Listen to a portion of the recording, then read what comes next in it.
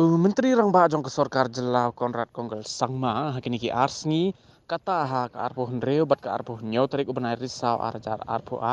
ulabun kamban jurip ya ki jingtei baharukom pat ulapen benaru ban pleno shen ki katto katni kini ki ba Menteri Rang Ba ulapen bena ban play pat ba ki kentup ya ke Shillong Engineering College bat ke cancer wing ha ubenai nopra arjar arpo hadin ke jingwan jurip ha ka arpo hendreu tarik ubenai risau arjar arpo. So I am happy to see that a lot of progress has been made,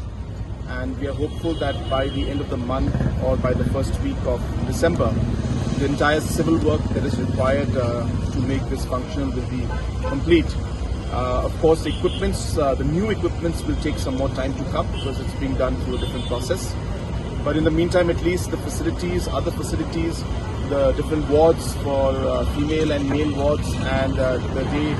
daycare wards, they will be ready, and hence it will be ready to be used while we can still continue using the machines that were there earlier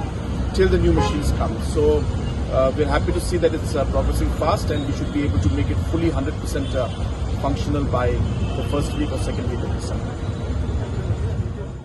Hagasngi kababut pat kata haga arpo hunyau tarik ubenai risau Menteri Rangba ula jurip ya kejaka kabatemu ban sna ya ke secretariat kabatmai hamau pedang ne New Shillong.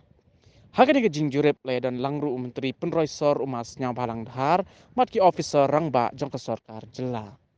Menteri Rangba ula ongru bala da kayaj bet ke jing temu ke Sorkar shen ya ke secretariat an kenria New Shillong Township kejaka kabakam kelut bat kampaji na Sor Shillong.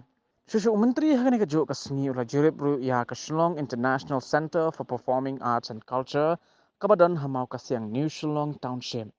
Kani ke center kadai ni ke benta ban kentiu ya ke sab hakarwai ke siau bat kashan na lor ki jing pen isam kum ki jing ak drama ki film bat ki wei.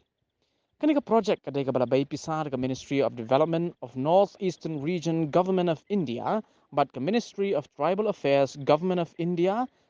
Ya kini ke center ru Menteri Rangba ula Pynbna ba an pre pat ba mentahi snem arhajar arpuar.